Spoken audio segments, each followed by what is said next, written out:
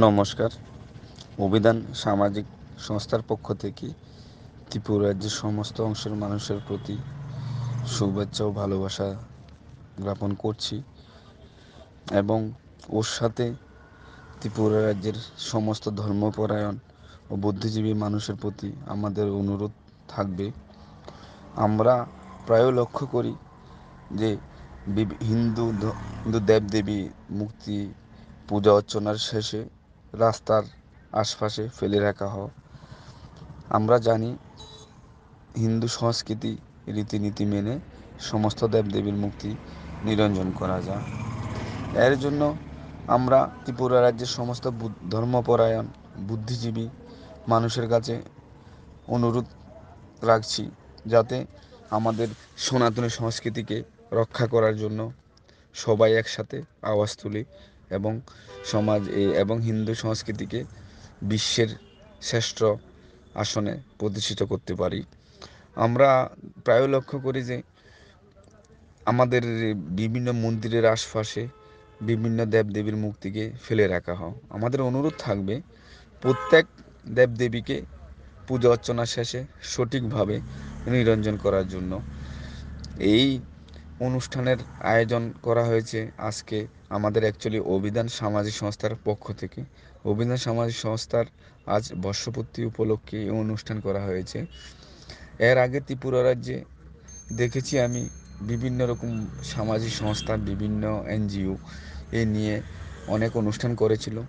তাই আমরাও চেষ্টা করছি যাতে আমাদের হিন্দু সনাতনী ভাইদেরকে জাগ্রত করা যায় এবং আমার সনাতন ধর্মের যারা বিশ্বাসী এবং সনাতন ধর্মকে যারা আদর্শ হিসেবে মানে তাদেরকে আমরা জাগ্রত করার চেষ্টা করছি যাতে হিন্দু ধর্মের পূজা অর্চনার শেষে যাতে মুক্তিগুলোকে সঠিকভাবে নিরঞ্জন করা হয়। এর জন্যই আমরা এই কার্যক্রম করা। আমরা দেখতে পাচ্ছি যে আমাদের সংস্কৃতি আজকে বিপন্ন। আমাদের আজকে যে নিউ জেনারেশন ওরা ধর্মের বিষয়ে এমন একটা সচেষ্ট নয়। আমরা নতুন জেনারেশনকে কি শিক্ষা দিচ্ছি?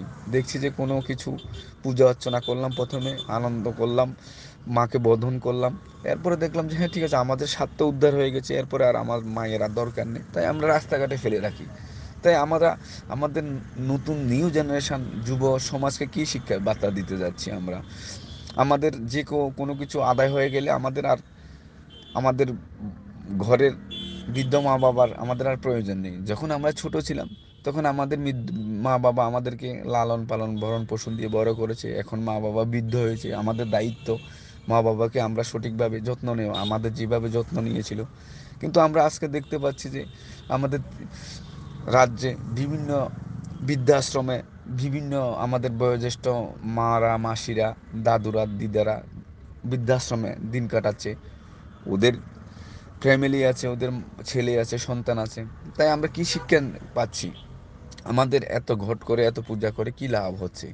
আমরা যখন একটা পূজাই করলাম, পূজাকে আনন্দ করলাম, পূজা মাকে বন্ধন করলাম, উপবাস করলাম, সব কিছু করলাম, এরপর শেষ পর্যন্ত আমরা দেখলাম যে মাকে সঠিকভাবে নিরঞ্জন করিনি, রাস্তার এক সাইডে ফেলে রেখে দিয়েছি। এতে কি আমাদের কি সার্থকতা হলো? কি পূজার সঠিক মহত্ব হলো? কি হলো না আমাদের? তাই আমাদের ত্রিপুরা রাজ্যের সমস্ত ধর্মপরায়ণ বুদ্ধিজীবী মানুষের প্রতি আমাদের অনুরোধ থাকবে, আমরা যেন আমাদের নিজের ধর্মকে হাসির খোরাক না বানাই। আমরা যাতে নিজের ধর্মকে যেন কোনো একটা দেখো আলো আলো আকাশ, দেখো আকাশ তারায় ভরা, দেখো যাওয়ার পথের পাশে ছোটে হাওয়া পাগল পারা। এত আনন্দ আয়োজন সবই বৃথা আমায় ছাড়া। ভরে থাকুক আমার মুঠো, দুই চোখে থাকুক ধারা। এলো সময় রাজার মতো, হলো কাজের হিসেব সারা।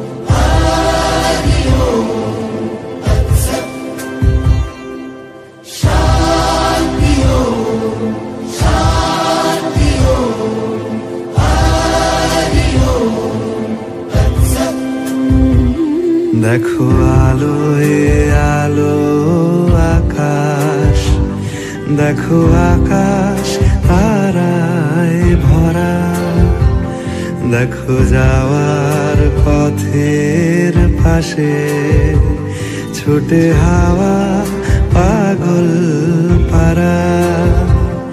এত আনন্দ আয়োজন সবই বৃথা আমায় ছাড়া। ভরে থাকুক আমার মুঠো, দুই চোখে থাকুক ধারা। এলো সময় রাজার মতো, হলো কাজের হিসেব সারা।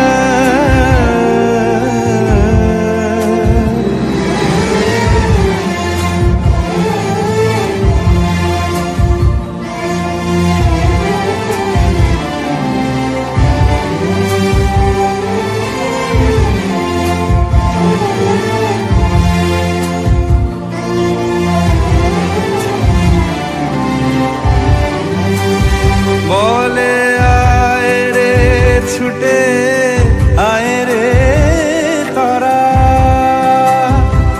হেথা নাই গো মৃত্যু নাই গো যারা। বলে আয় রে ছুটে আয় রে তারা, হেথা নাই গো মৃত্যু নাই গো যারা।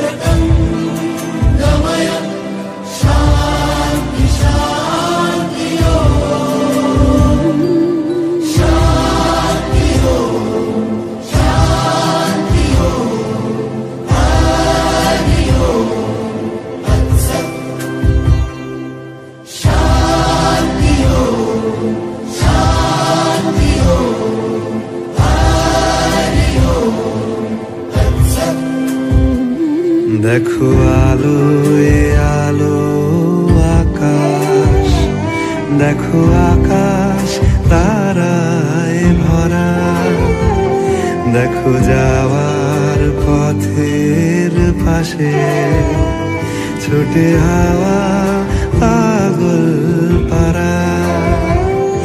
এত আনন্দ আয়োজন সবই বৃথা আমায় ছাড়া। ভরে থাকুক আমার মুঠো, দুই চোখে থাকুক ধারা। এলো সময় রাজার হলো কাজের হিসেব সারা সারা।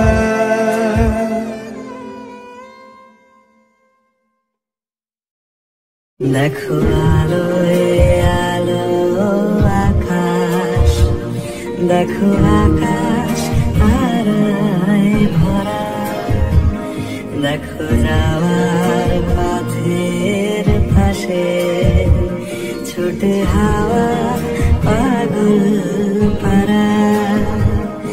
এত আনন্দ আয়োজন সবই বৃথা আমায় ছাড়া।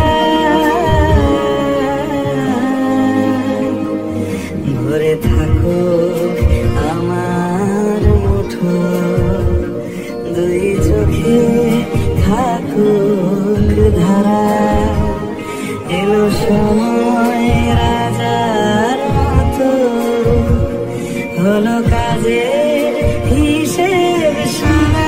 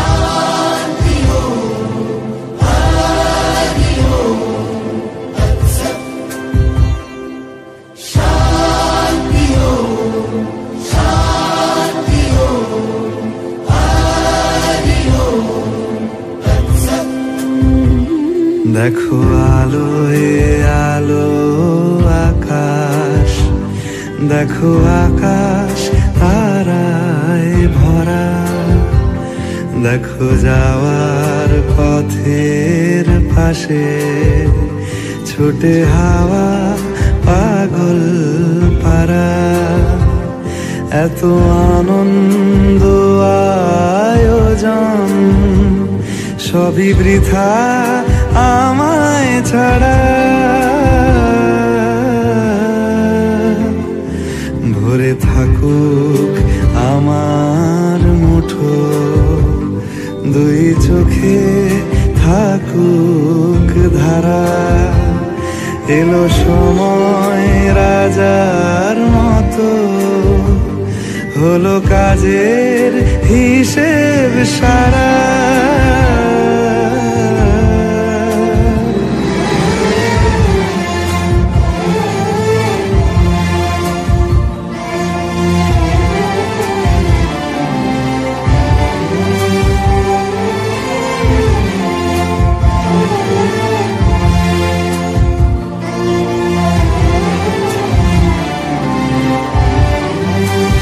বলে আয় রে ছুটে আয় রে তারা, হেথা নাই গো মৃত্যু নাই কো যারা।